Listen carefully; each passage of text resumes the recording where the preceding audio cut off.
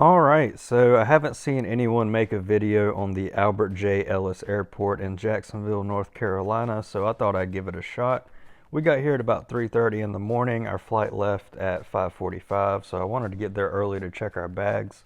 The inside of the airport was pretty small. You got a couple stores and some vending machines. It's very clean in here. I was very impressed with how clean the airport was. And all of the airport staff were friendly as well. I had no issue checking my bag and going through security. Here you got the bathroom, probably one of the cleanest bathrooms I've ever seen in an airport. It wasn't long before we boarded the CRJ 700. We got first class seats for only $58 for that upgrade, so I had to take that. Seats were really comfortable. That water bottle was a little dirty though. Still a nice touch. Man, that seat was amazing. And during boarding, the flight attendant handed us a Biscoff cookie. I was geeking out a little bit at the Delta logo on the packaging.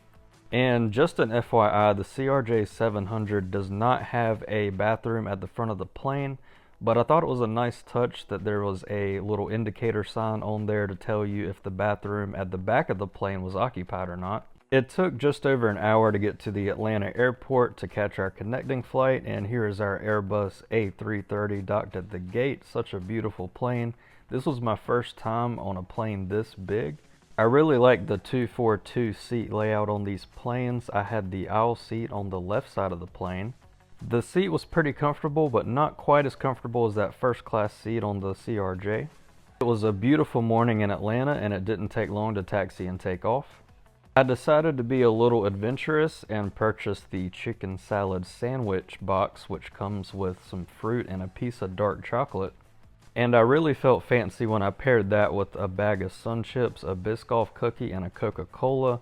I mean, just look at that. That is first class airplane food right there. What a beautiful sandwich. I hadn't eaten anything, so this was a welcome sight. Sandwich was pretty good, not the best, but it was alright. The bathroom on the A330 was pretty spacious and clean. I was kind of impressed with that. Plenty of room to move around in there, and it was nice to stretch my legs on this 4.5 hour flight. The in-flight entertainment was nice. I really enjoy having the flight tracker there to look at, and the selection of movies was pretty good on this flight. And didn't take long to get out to the southwest with some absolutely beautiful views out of that window. And about 4.5 hours later, we landed in Las Vegas, where I was greeted with slot machines and the tremendous urge to gamble. And exactly 1 week later, after losing a significant amount of money at the casino, it was time to head back to Jacksonville. And just a side note, I thought it was kind of cool the picture they had on the Delta Airlines app for Jacksonville. I'd love to know where they got the picture from. The Las Vegas airport is actually pretty cool on the inside. There's more to this place than just gambling apparently, which was quite a surprise. I had to get one last picture of the Welcome to Las Vegas sign, and the best part of this trip was probably eating Chili's at the Las Vegas airport. That was definitely a bucket list item. The bathrooms in the airport were nice, but they kind of had some weird characters. And just before boarding the flight back home, I had to put my last $34.67 in the slot machine so I could be sure to lose absolutely every penny that I had to my name, which was a great time. And after some working hard and staying humble, I did go up $2.80, which made me at least feel like I was a winner temporarily. The flight back would be on an Airbus A321, and I was very impressed with the seatback screens on this one. They looked a lot more updated than the ones on the A330 that we were previously on. And probably the best part about this flight is that they had Over the Hedge available, which is probably one of the best movies that has ever been made. And DirecTV was also available in case you wanted to feel like you were back in 2008. And of course, I had to win some blackjack on the seatback screen to make myself feel better for losing so much money. They also gave us some special edition earbuds on this flight, which I thought was pretty cool.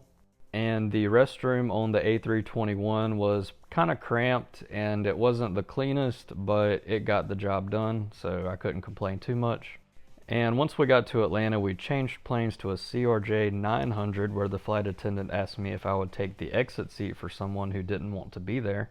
I've never had that happen before, but the seat was pretty spacious, so I couldn't complain too much. And after a short hour-long flight, we were back at Albert J. Ellis Airport where we had started. I finally got the chance to record this place when it was pretty much empty. This is pretty much the entire terminal here. Overall, I have to say I highly recommend this airport to anyone that's local to the area. The whole experience was just easy from start to finish. It was one of the cleanest airports I've ever been to, and everything just ran very smooth. And I look forward to returning here next time I want to go gamble. Never give up gambling.